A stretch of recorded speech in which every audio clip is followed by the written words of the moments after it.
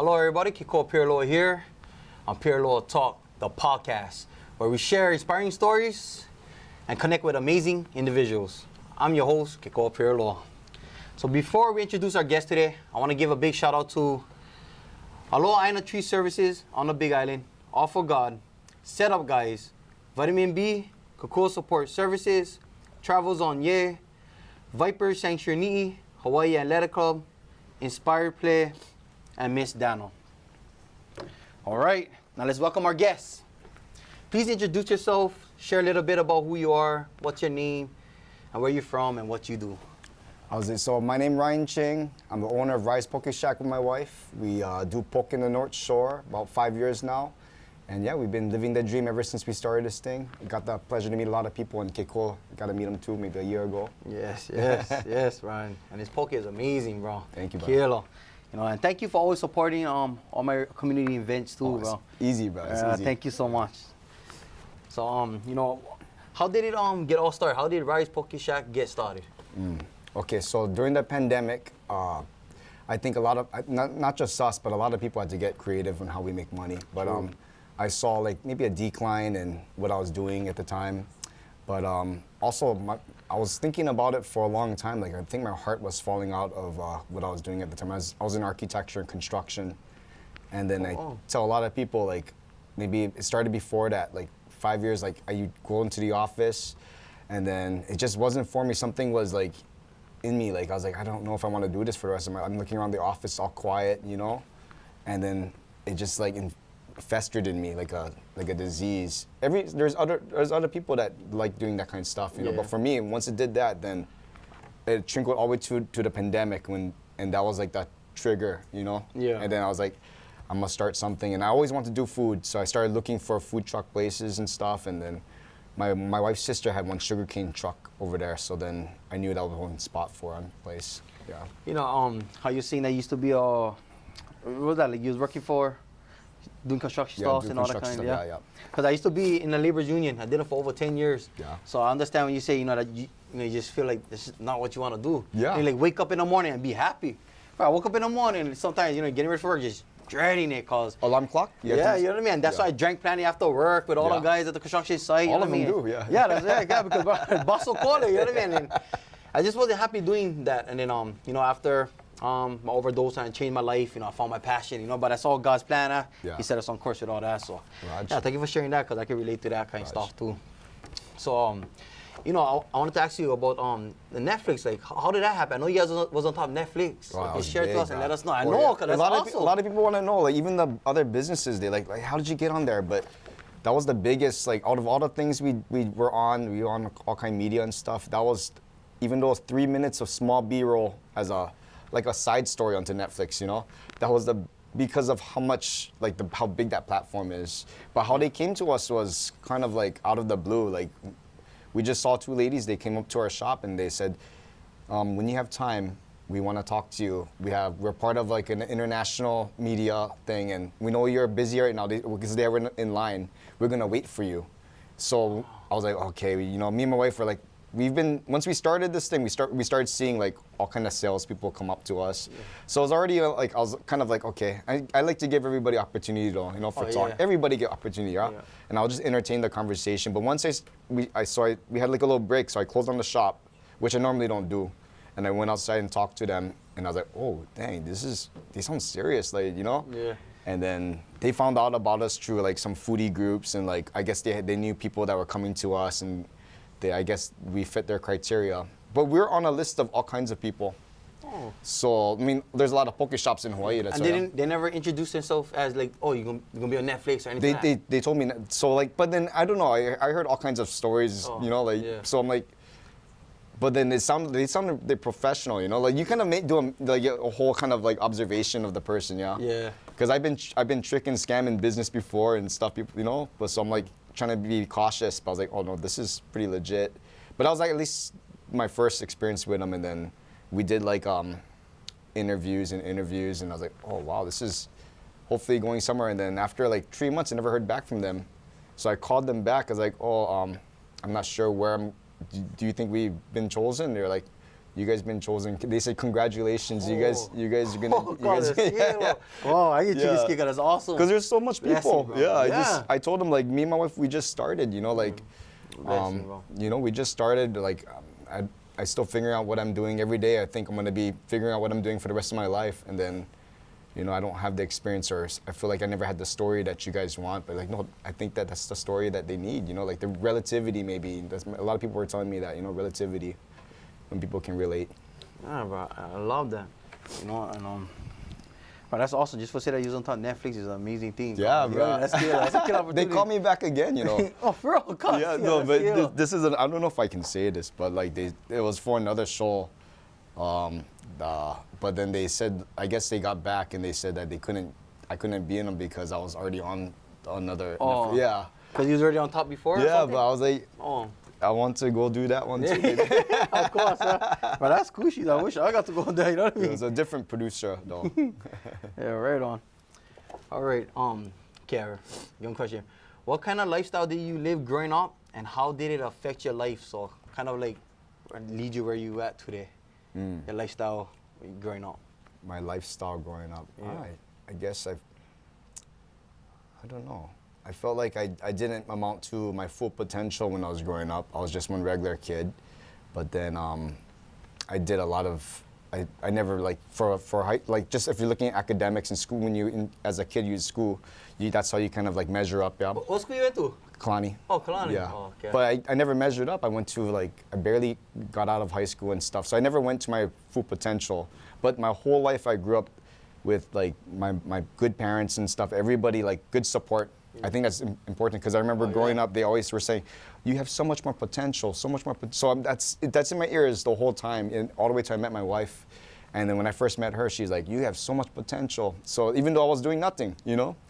And then I think that's key. So I almost, like, I felt it in my bones. I believed it. And then even till now, like, I feel like I can do a lot of things, even if I don't have, like, the receipts for it. But whenever I put my strength into them, I've been able to achieve the things that we wanted to do. But that was my whole thing growing up. I don't think I did a lot, you know, like, enough where I wanted to. Oh, look at you now. Yeah, because of all the good support. Yeah, that's amazing. You know, it makes sense because growing up too, you know, I was just on the streets, just thugging, getting into trouble all the time. And, Yeah. But I used to hear that too.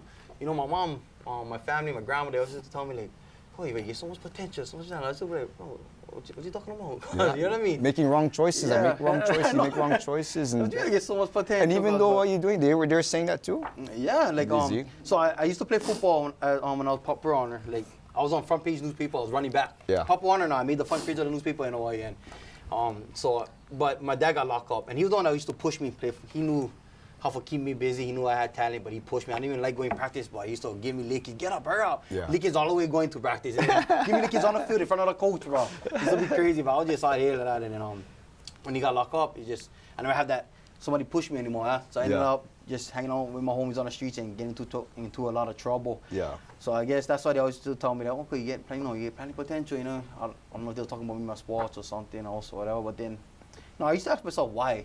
You know, why God? What's that mean? You know what I mean? My family didn't tell me I get so much potential. I don't see it, you know what I mean? But I was young at the time too. Now I understand. You know, now I know the why. Now I know the purpose. Now I see it. You know what I mean? So At the same time, I hear a lot of guys, they hear all that kind of stuff, but then, you know, you were able to rise, and then I have friends that, you know, even though we're good support and stuff, we have a lot of friends that never, you know. yeah, it's true. So you gotta credit yourself, bro. Like, you did them, bro. You know? Yeah. Wasn't for God, bro. Like, man, God really even saved my life, bro. It was all him. Yeah. You know, I know we gotta take credit for ourselves and all that, but there's no way I could have done that That's alone, true. bro. You had Like, faith? Yeah. Yeah. I couldn't do that alone. I weak alone, bro. Yeah. There was times when I was staying in one room, all pitch dark, all high, and I trying to get out, but I couldn't, because I was trying to do it by myself. Too weak by yourself, maybe. Yeah. You need something And then higher power. Yeah, exactly, for this game, bro. Yeah. You know what I mean? And that's what it's all about, bro, right there, you know what I mean? Everybody finding their purpose in life. Like, we don't know what it is, you know what I mean? Like, Still don't? we don't, you know what I mean? Like, we don't know what it is, nothing, but then the journey, bro. And Yeah. then something happens. Rise Poke Shack happens, and it's like, oh. Then you're meeting this kind of people that can't give you the opportunity on Netflix, like, Yeah. whoa. You know what I mean? Like, oh God, this is it. Like, wow. I feel like I know my purpose now, but like still don't. Like this happened within the last 5 years. My whole life changed, and every single like year, so much things that happen. You know. So I'm like, I don't know if I go be doing this, or, you know, just as long as I just always just thinking, you know. I feel you. I get nice to that too. Or sometimes I'm like, oh, bro, I've been doing this for over 7 years. You know, getting involved in the community, speaking at schools for 7 years, and just recently I just was thinking about like, man, like how long I'm gonna be able to do this? Like, you know, like I was talking before the show. You know, you gotta make sacrifices, and a lot of my sacrifices, you know, was away from my family, because I gave it all to the community. Oh you know, so now I give more of my time to my family and taking a break from the community. So, but I still gonna do my things here and there, but just not as much as I was. I was constantly just grinding, going everywhere. Wherever I didn't even go. Yeah, go automatic, you know. Because I always tell myself, if God tell me go, I gotta go. That was another. Like, there's so much reasons why we didn't start that thing. That was another reason, you know. Like, I can't think of them right now when you ask them, but like I tell everybody that's another reason. Like, I wasn't spending a lot of time with my family. I was always just working construction, and then the weekends I get side jobs. I was just trying to make them. Never see my family. So I was like, if I make a food truck, I can work with my wife, and then we ended up raising my son inside the food. That was right. He was a baby. He couldn't, like, now he can run around. But just imagine when he was like 2 years old or 1 year old, he's inside, or 2 years old, he was inside the shack, you know. Beautiful. And he's on the ground. I've got to work around him. So he was raised in that shack. That's beautiful, bro. I love that. And that's true, bro. At least now you can your spend 24/7, bro. You know, that's beautiful. To me, I think that's the goal, bro. Oh, that's my goal too. You know, you find something where I can do where I can always spend time with my family, my kids. Because at the end of the day, that's what we're doing for. That's what are we doing this for? For family, right? Yeah. So speaking about that, that was my next question. What motivates you to do what you do now? We just said our family, right? I mean, but like there's big things like you say, you know, you want to make an impact. There you go. You're creating a positive impact. So it's like there's a bunch, there's like it's a cumulative like of things that make us do what we want to do, you know? Oh yeah, true. And like you said, we still learning, we're still going. So what drives your passion for making a difference in you know, in like, you know, your food, like, you know, it's so killer, when you're telling me you used to do I can't even pronounce the architecture. Yeah. Remind me of special area. Special. But right, it's like kind of, you gotta put things together, figure them out, and all this kind of stuff. So that's why your poke just tastes so good. I love it. You're like, why do you do that? I'm like, because I want to. You know, that was like what they're like. Something must drive you. Like, well, like, there's a lot. Like every single dish get its own thing on why. You know, I can think of like the Lao poke we make that has its own story. You know, it was done before, but I wanted to do them because my wife is Lao, so it had like personal things there. But I felt it wasn't executed properly. That's why it never like got more popular. So I was like, I can execute them better, maybe, you know? There's like all kinds of different things that was like challenges me and motivate you, you know? Oh yes, I love that. All right, thank you. Thank you for sharing that. All right. What's been the most challenging experience you faced, and how did you overcome it? Bro, it's choke, bro. I can imagine, especially in the food business. I mean, I don't know that business, but I can imagine dealing with all kind of people and your foods, you know what I mean, like everything. The customers is easy. You know, I love the customer. I don't think I was blessed. Like, I feel like never had a problem with any customers. Maybe one time, but it was like, it's up to you how you handle it too. So because of the way I handle it, it wasn't a problem, you know? But get to you kind of thing, because it's like, it's all perspective. Whatever, like some people would say like, how I interact with certain problems that occur to me, they're like, that's a big problem. But when only my wife would know that it's not really, they think I'm just like making it up, but like, no, it's not really a problem to me, because it's like, I'm just beyond that, you know? I'm like, it's not gonna affect our business or whatever, you know? It's not a problem if you give that negative reaction to it. There's only been a couple of times when I had to make a stance for our business and stuff, because it wasn't about personal things, it was about how I felt was going to affect the business. You know, I never had any personal things there because there was so much personal stuff already that happened. If you feel wrong, we on cut. Let's go. Love it. Oh, bro, that's love good. it, bro. Love it. Oh man, thank you for sharing.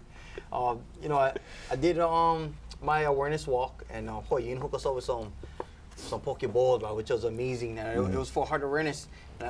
I remember you saying that you also had heart murmur. You know, I was born with it, and then you had a heart murmur. Like, share a little something about that. Yeah, all kind of things that happened, but that was the only thing I remember I was grew up with and stuff. My parents would tell me that I thought that made me special and stuff, you know. Yeah. They're like, you have a hole in your heart and stuff. So it never really affected me, but my kids they were born with them too. So then as a parent, then I got to see like, you know, like how severe it is, because that's as a parent I'm more concerned. But when I was growing up, I never felt that because I'm a kid. You know, I'm like, I don't know what's going on. My kids don't understand. Yeah. You know? So I never questioned that when I was a kid, but now I'm a parent, so I asked the doctor, like, how serious is it? I'm like, well, heart murmurs can be like, you know, it can be all kind of different ways. I'm like, oh, wow, this can be scary, yeah? Yeah. But I grew up with that. I was like, wow, I had a hole in my heart. Like, I mean, I was like running around before they say it was closed up, you know? But yeah. Yeah, I remember when I was young, the doctors told me, you know, the guy told me to play football, and the doctors told me that I couldn't play no active sports. And I was mad, bro. And I'm like, what? Jeez, you know, football at the time was my passion. I love it. And I had that ball in the hand. It just was feels amazing. good. Yeah, bro. That was my passion. I wanted to go NFL, do all that. You know, that was the dream. But she told me I couldn't, and then I was all mad at everything. I just kept going. And then when I go do my physical for the next year, she said, oh, no, now you can. Yeah. So all that time I was thinking, oh, okay, so maybe like, you know, my heart not that problem, nothing. Until when I went into the ER for my drug overdose. And the doctor was like, bro, your heart, bro, the thing off beat, everything that I could go different beat from everybody else and all that. I was like, oh, yeah, you had any heart problem before? I said, oh, when I was young, the doctor told me I was born with heart murmur. And I was like, bro, you crazy, man. You're doing all these kind of heavy drugs that you lucky to be alive. So when they was telling me all that kind of stuff, like, holy cause, like, they were telling me, like, kind of people that get heart problems and they do drugs, they like that, you know what I mean? Going like that, bro. And I was like, oh, jeez. So that's how I know, like, God, bro, amazing. You can see me, there's a purpose for everything now. Yeah. So thank you for sharing that, Ron. I appreciate it. I know you brought some goodies with us, some poke. We'll share with everybody right now, and I'm excited for trial. Mama, you want to bring them, Mama? Oh, yeah? Okay. All right. So, not poke, but like you're talking about like innovating, yeah? And yes, I just like to do this kind of stuff. And then I saw the other day, I was watching, I was watching Sam Choi. So Sam Choi, he was making like some ahi tartar with like limu kohu and stuff like that. And I was like, I want to make ahi tartar. And I remember I used to go Mateo's. I don't know if you remember a restaurant named Mateo's and stuff, but I used to eat tartar. Thank you. Yeah, with the Right on. And I remember they had like a Dijon mustard kind of tartars and stuff. You know. Thank you, Ryzen. Yeah, thank you, boy. Right on. Thank you. Okay. Yes, but. Let's see, fancy kind. I tried to make fancy kind a little bit, you know. So it's a sashimi grade fish, and I made one like a smoky onion mustard, like a Dijon mustard kind of thing. Oh, wow. Like that. You can try shim like that. Yeah. Oh, check capers that out. in Check that out. Yeah. Put some thyme and fresh rosemary, just a little bit. Wow, that's beautiful. Yeah. But you can eat them with the crackers kind like that. Oh, okay. You know? Yeah. So let's go sample. Because the caper's gonna make them salty, yeah. So you put them on the cracker like that, yeah. Okay, shoot. But actually, you know, I should go try them too then. Yeah. I go save this one for you for later. Oh, thank you. Let's go make sure it's good. Oh, yeah, it's a blessing, guys. Right there. Look at that. Right,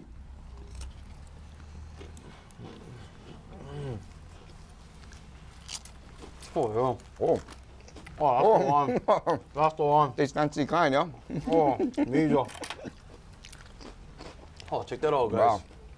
Let's go. Oh, man, we gotta serve this. I think. That rosemary, it actually tastes good. Wow, I wasn't expecting that. Oh, I go perfect with these crackers. What crackers? Even that cracker. Oh, you go perfect with them. Wow. Wow, man. Should be the Rise Tartar Shack now, that one. Yeah. Oh, you definitely gotta make this one. But like the inspiration came from appetizers or something, I don't know. well, just like I guess poo-poos and stuff, but inspiration came from Sam Choi. You know, I was like, oh, he's an OG. Yeah, he's an OG. I just messaged him. I was like, oh, I gotta go see Uncle Sam. You know. Yeah. Oh, right on. Wow, that's cool. Uncle Sam's the best, bro. Oh, he is. Grew up watching him. Oh yeah.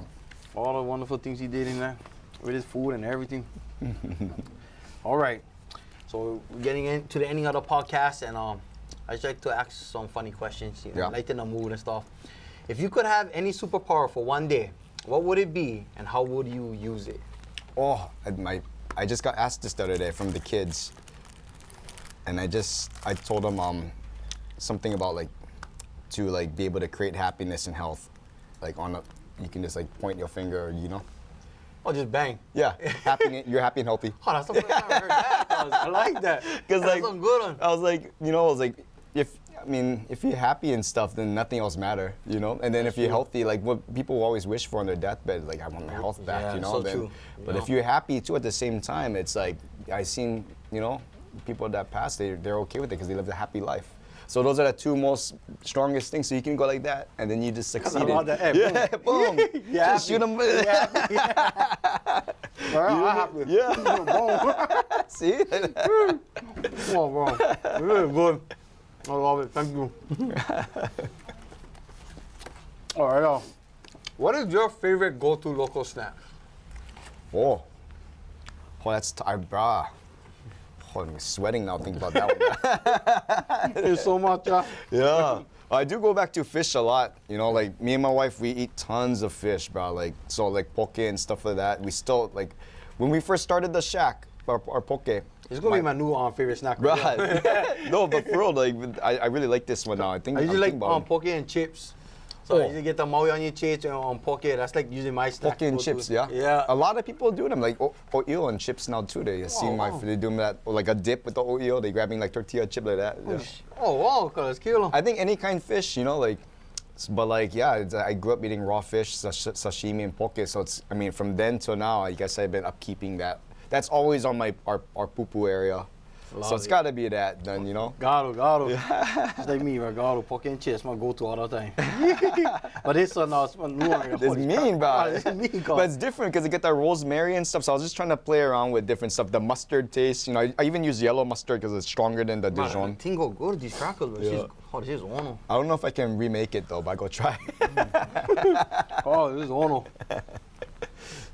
All right. Oh, this is so good, guys. Yeah. Oh. But another thing is like when I went, I used to travel a lot for work, and then that's when I knew that I really missed my local food. I thought I could travel. I was like, I never traveled before when I was younger, so I was like, if I move away, then I'll be okay, you know. But then when you move away for like over a month, and then you're like, bro, I'm missing my local foods. That's when you know, like, right, you cannot make it up there. Yeah. You're missing your fish and stuff already, you know. That's true. And I used to live in Seattle. I went to Monterey High School, so I was living up there for like a year. And they had like L&L's up there, these Hawaiian places, but this never tastes the same like how back home for some reason. Yeah. Never at all. That's true. Yeah, It's so- different. Their standards is different than Hawaii standards. And I got to experience it now that we're doing poke. I'm trying to do one poke shop in California. I trying to see like where they get the fish and what their standards are. What they consider is this, is this. And it's like that even with distributors on the island, everyone. But like Hawaii, our standards for fish is just on another level. I think that's why a lot of people like our fish and from around the world. That's so true, bro. Thank you for seeing that. All right, okay. Give us the aloha for today. What's the message you like to share with our listeners? So, you know, just spread some aloha. What's the aloha for today? If you guys, I think like, you know, you just gotta take, well, you go edit this, yeah? I gotta think. all live, bro, real. No, really This whole live? thing, yeah. No, I mean, not live right now, but all this good. Yeah, yeah. No, I said this one thing to the girl and I really believed it. I was like just telling her, because she asked me the same thing, and then I had to write it in one journal and stuff, and then she ended up reading it to the audience. But it went something like this, like, you know, like I like to take in, I like to eat everything. So I like to relate food to like how I live my life. So I eat everything, right? And that's how I come up with all these different things. So you have to try everything, right? Then that's how we got our ups and downs, right? Like True, you and yes. ups and downs, right? Keep trying, But you know. then if you take what's good and you release the bad, like what you did and what I did, then you're gonna get up to other levels because you're gonna make mistakes no matter what. But you know, but you never gonna know. You just try your best. So you just eat everything like that with food, and it makes you more knowledgeable. But just keep the things that you like and stuff, and it's gonna make you very happy. I love that. Food to relate food to my life. You know? I like that one, cause right on. And that was the aloha for the day, guys. All right. Let everybody know where they can find you. Social media. You know, giving your social media handles. Like share with everybody. So you can follow us at Instagram, Rice Poke Shack, and then we stay on Kahuku Sugar Mill. We get one food truck over there. We open right now. Currently, we open every day except for Fridays and Saturdays. 11:30 to sell out. We've been selling out around 3 o'clock, so maybe a few hours we open. But we also gonna be opening up a shop or 2 shops in California. So we got one in Nice. Huntington Beach going right now. We stay along the process, and we got something trailing. Hopefully, gonna be in Anaheim or Buena Park area. Oh, Yeah. oh, that's cute, bro. Bless you. Right on, my brother. Thank you for joining us today, coming on top of the podcast, bro. I appreciate you. Easy, bro. Come on, Right bro. on, come Give me on. that. Right on. Thank you. Appreciate it, bro. Thank you for having us. Thank you. It's a blessing. He brought his whole family over here today, bro. So thank you so much for bringing the honor. All right. Thank you guys for tuning in on Pure Law Talk Podcast. I'm Kiko Pure Law. You can go on top of our Instagram, Pure Law Talks, and see all the episodes on our YouTube on Kiko Pure Law. And follow us till next time. Kiko Pure Law on Pure Law Talks. Aloha. Boom. Boom, boom, boom, boom.